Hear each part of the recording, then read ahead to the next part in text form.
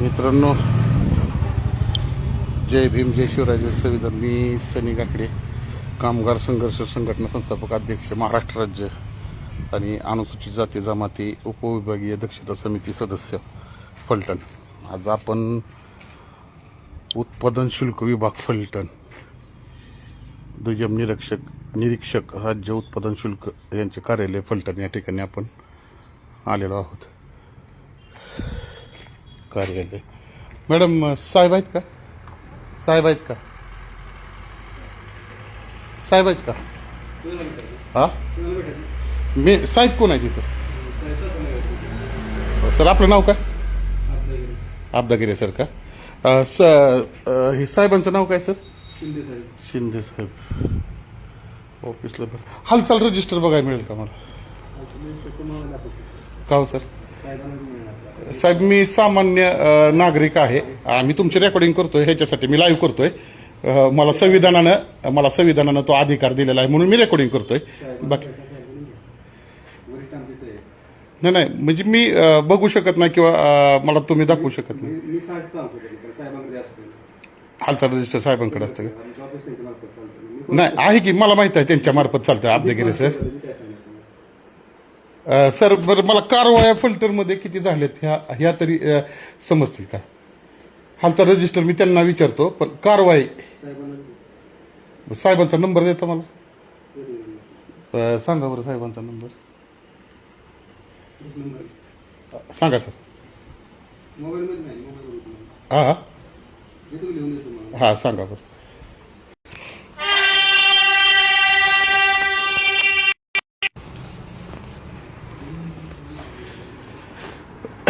Sir identity card compulsory आहे, ते सुद्धा नाही तुमच्या गळ्यामध्ये? नाही लागत का? नाही ते नाही सर, पण गळ्यात घालायचं आहे कंपल्सरी. Okay, thank you. नाही पण ते असेल तर आम्हाला नावानं तरी कळेल ना कोण आहे साहेब किंवा कोण नाही ते. ऑफिसला किती माणसं आहेत साहेब इथं? 7. ते ताई सोडलं तर इथं फक्त आपण एकटेच आहात.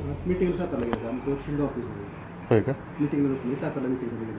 बस नंबर सांग.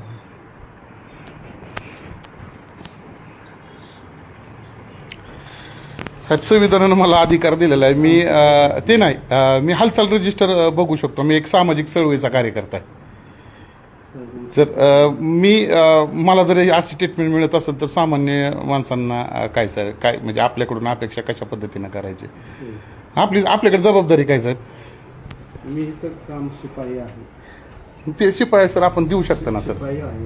नाही पण मला दाखवू शकता ना आपण? मला कारवाई किती झाली ते तरी सांगा. साहेबांना फोन लावा, मी वाटलं तर बोलतो त्याच्यावर. साहेब मुद्दा म्हणून टाळल्यासारखं होतंय. मला फोन लावून दे की, मी आज माझी लाईव्ह चालू आहे, मी तुमच्या फोनवरून बोलतो. मी तुमच्या कामात अडथळा नाहीये काय आणत साहेब. फक्त मला नंबर तर तुम्ही दिलाय, फक्त कॉन्टॅक्ट झाला असतं कारण माझी लाईव्ह चालू आहे म्हणून मी म्हणतो, बाकी काय नाही साहेब. कारवाई नाही करणार, आपल्याला अथॉरिटी नाही सर सांगायची. हालचाल रजिस्टर बी द्यायची अथॉरिटी नाही, बघाय सुद्धा नाही सर. थँक्यू, वेळ दिल्याबद्दल सर आभारी आहे.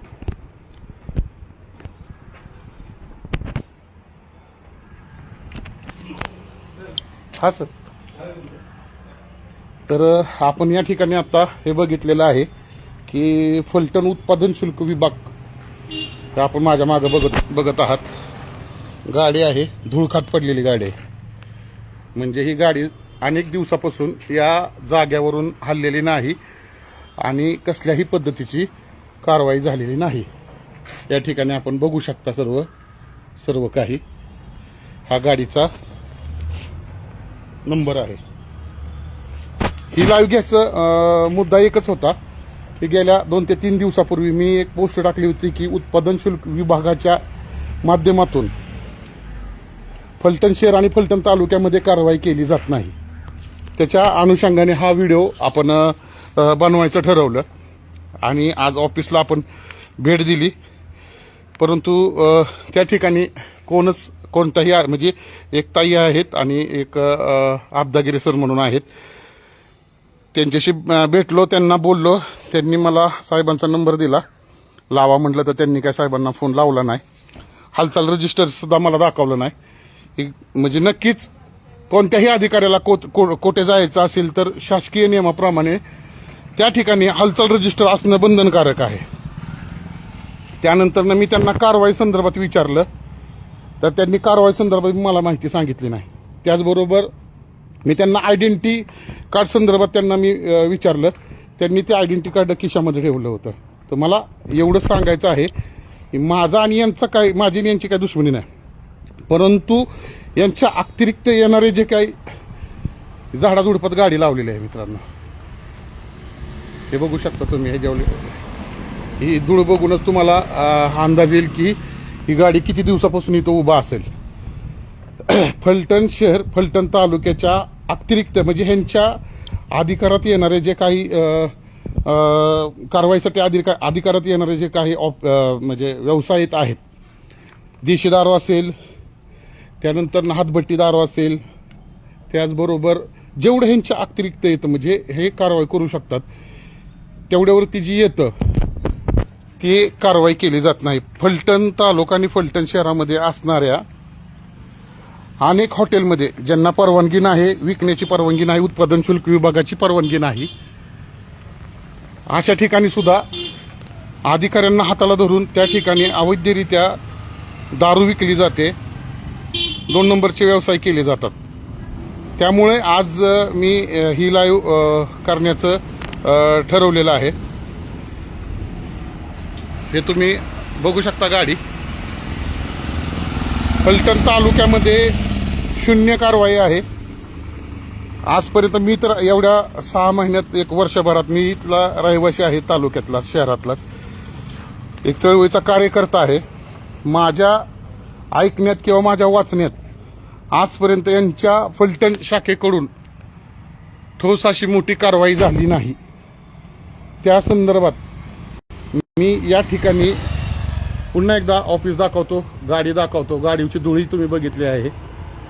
तर ही दैनंदिन अवस्था फलटण उत्पादन शुल्क विभाग फलटण यांच्या माध्यमातून आहे. आज लाईव्ह केलेली आहे. लाईव्ह करायचं कारण एवढंच आहे की अनेक सामाजिक चळवळीमध्ये काम करणारे कार्यकर्ते ज्यावेळेस असा व्हिडिओ काढायला जातात त्यावेळेस मात्र त्या ठिकाणी असणारा अधिकारी वर्ग हा कायद्याचा दुरुपयोग करून 353 शासकीय कामात अडथळा आणला अशा पद्धतीनं तक्रार दाखल करत असतो. त्यामुळं सुप्रीम कोर्टाच्या नियमाप्रमाणे मी मोबाईल रेकॉर्डिंग करू शकतो. त्याचबरोबर जे शासन निर्णय आहेत की प्रत्येक शासकीय अधिकाऱ्यांच्या गळ्यामध्ये दिसल, नागरिकांना दिसल अशा ठिकाणी त्यांचं आयडेंटिटी कार्ड त्यांना घालणे बंधनकारक आहे.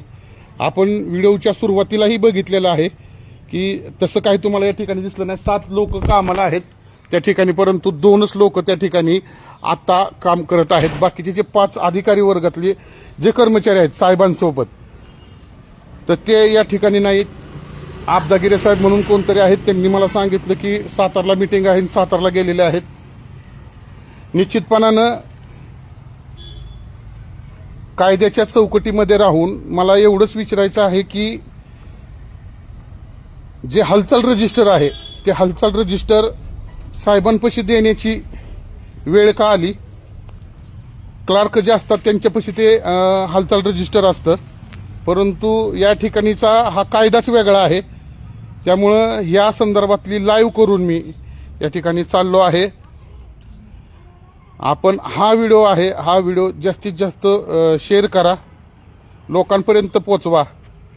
असेच अनेक कार्यालय आहेत, त्या कार्यालयावर सुद्धा संविधानिक मार्गाने मी सनिकाकडे स्वतः त्या ठिकाणी जाणार आहे आणि कायद्याच्या चौकटीत राहून काम करणाऱ्या अधिकाऱ्यांचंही गुलाब देऊन स्वागत करणार आहे, आभार मानणार आहे. परंतु ज्या ठिकाणी शासकीय अधिकारी कायदा धाब्यावर बसवत आहेत अशा कायदा मोडणाऱ्या अधिकाऱ्यांना निश्चितपणानं संविधानाने दिलेले अधिकार काय आहेत ते दाखवून देण्याची गरज आहे.